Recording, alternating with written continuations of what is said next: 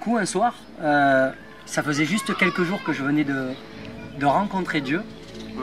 Et là, un soir, je suis pris par une tristesse profonde parce qu'en fait, mon frère, il est musulman. À l'heure actuelle, il est toujours musulman, en fait.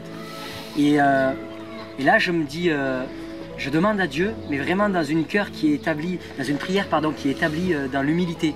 Et je dis, Seigneur, je t'en supplie, dis-moi, révèle-moi, si mon frère demain serait amené à mourir, révèle-moi où il serait. Il serait où? En enfer ou au paradis? Mais vraiment une prière d'humilité, peut-être une prière qui a duré une demi-heure, où j'étais même en larmes, tellement que je prenais conscience en fait que j'avais trouvé la vie éternelle en Christ. Je me rendais compte en fait de l'état de mon frère.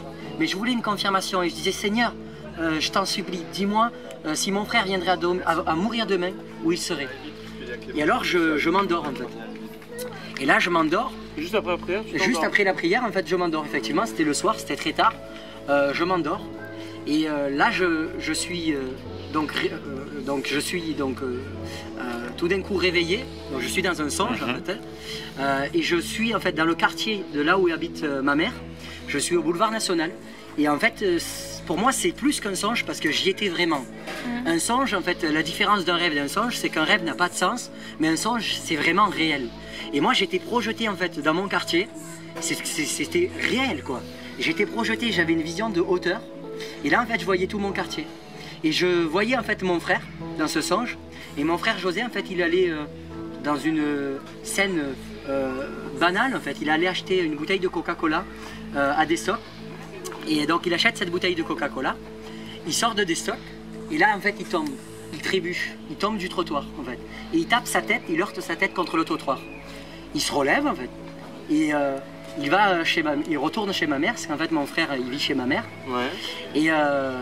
Et là en fait ma mère lui dit bon allez dépêche-toi José, va récupérer les tentes en bas parce qu'on va aller faire du camping, bon, un camping sauvage quoi, pour les vacances, c'était l'été donc pendant le songe. Et mon frère José il dit bon il n'y a pas de problème etc, il va récupérer les tentes et il monte. Là j'ai plus cette vision de hauteur, je suis projeté en fait dans le logement de ma mère, c'est-à-dire que je me vois même moi. En fait. D'accord. Tu vois, vous voyez, je me vois même moi. Et donc là, je suis spectateur de tout en fait. Et je vois mon frère, donc il va récupérer les tentes, donc en bas, dans la chambre de ma soeur Maëlys. Il remonte et là, en fait, il s'écroule par terre. Il s'écroule littéralement dans le songe. Et ma mère, donc moi, je me vois et je vois ma famille paniquer et donc appeler le SAMU, etc. Donc le SAMU vient et je me souviendrai de cette femme médecin. Toujours, parce que son visage il m'a marqué, je pourrais même la décrire à ce point là, c'était réel quoi. Et je me souviens où il y a cette femme médecin en fait qui essaye de réanimer en vain mon frère José, elle essaye de le réanimer et tout, elle n'y parvient pas, et elle va voir ma mère et moi je suis témoin de tout ça, et elle dit à ma mère voilà madame, je suis au regret de vous annoncer le décès de votre fils, voilà votre fils est décédé. Et là au même moment, en fait, je vois toute la famille vraiment en pleurs, vraiment en deuil. Et je me souviens même que, moi, en fait, parler avec ma mère. Et je disais à ma mère, où c'est du coup qu'on va l'enterrer? Est-ce qu'on va l'enterrer dans un cimetière? Est-ce qu'on va le mettre dans un carré musulman? Étant donné qu'il est musulman et tout. Et tout d'un coup, moi, je suis projeté dans un lieu. Et je suis sur un rocher. Au départ, je ne comprenais pas du tout ce que le rocher présentait. Je suis sur un rocher. Et sur ce rocher, en fait, je suis dans les ténèbres, en fait, je suis en enfer. Je ne comprends pas tout de suite, je suis dans un niveau de l'enfer. Pour moi, c'était un niveau de l'enfer, je crois qu'il y a plusieurs niveaux à l'enfer. Et c'était comme une grotte, en fait, toute noire, avec des flammes. Donc on voyait la lueur des flammes, en fait. Et je vois mon frère, en fait, José. Et mon frère José, il s'approche de moi, moi je suis sur le rocher, mais par contre, je ne ressens pas, à ce moment précis, je ne ressens pas le poids de ce lieu, en fait. Je ne ressens pas vraiment le poids de ce lieu. Je ressens que la tristesse de mon frère. Je suis sur ce rocher et je ressens que la tristesse de mon frère. Et mon frère, il vient vers moi et il est prostré en fait. Il est détruit. J'ai jamais vu. Sur son visage, on peut lire la mort. Sur son visage, on peut lire la mort. Et là, il vient me voir et je dis, José, ça va?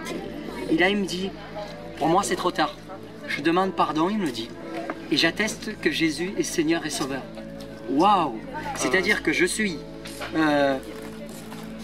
en enfer en fait, dans un niveau de l'enfer. Je vois mon frère qui est musulman mais qui atteste dans ce niveau de l'enfer que Jésus est Seigneur et Sauveur. Mais il est résigné. En fait, pour lui, c'est trop tard.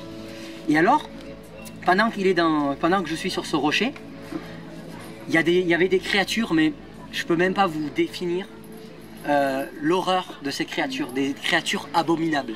C'est-à-dire peut-être les pires animaux, entre guillemets, les pires créatures qui puissent exister sur Terre, eh ben à côté, c'est un cadeau, quoi.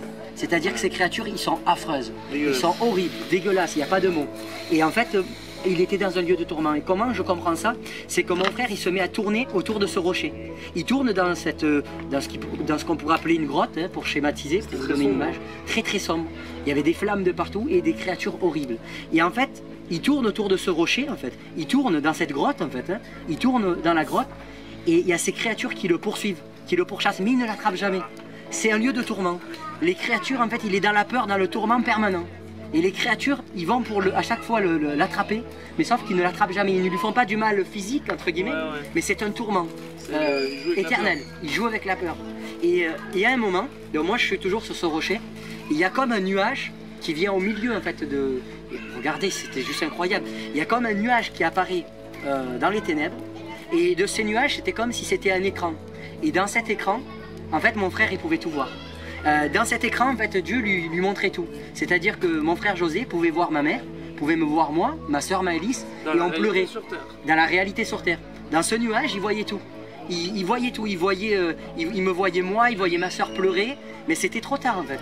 C'était comme s'il était... C'est pour ça que c'était un tourment encore plus grand, parce qu'il était dans ce lieu, donc il ne pouvait pas sortir, il était condamné, c'était l'éternité, c'était une prison, mais en plus dans cette prison, il nous voyait souffrir.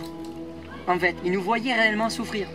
Et au travers en fait, de ces nuages, de cette bulle qui apparaît devant lui, il voyait en fait toute la famille, le deuil, il voyait tout en fait. En fait, c'était simplement horrible.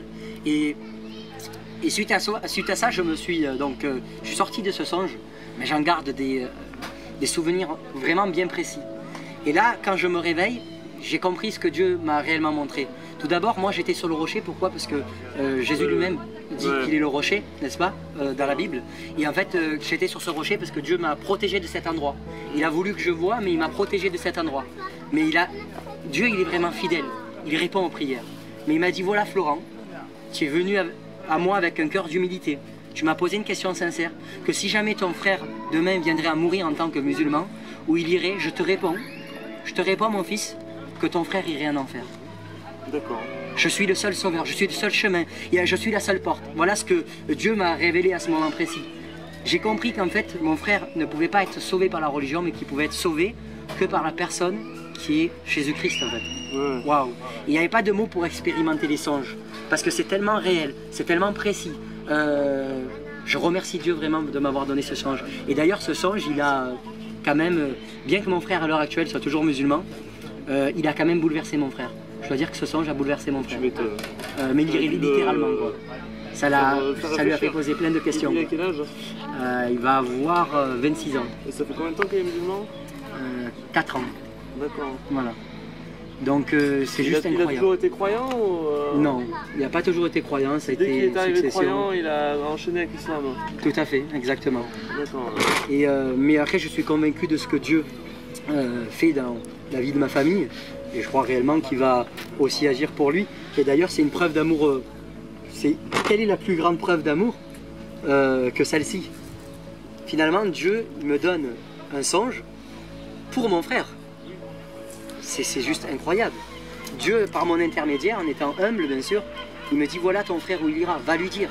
Va lui dire. Et je crois que c'est même plus grand que ça, parce que moi je pars du principe que Dieu est amour, et non seulement qu'il m'a béni à travers ce songe, il a béni mon frère, mais pas seulement. Je crois réellement que Dieu bénit les musulmans à travers ce songe. Il bénit les musulmans parce que c'était pas spécialement que pour mon frère, c'était pour dire toute personne qui meurt dans l'islam, elle n'est pas sauvée réellement. Ah oui, complètement. Ouais. Elle n'est pas sauvée. Il est le seul chemin. On peut que passer par Jésus-Christ pour être sauvé.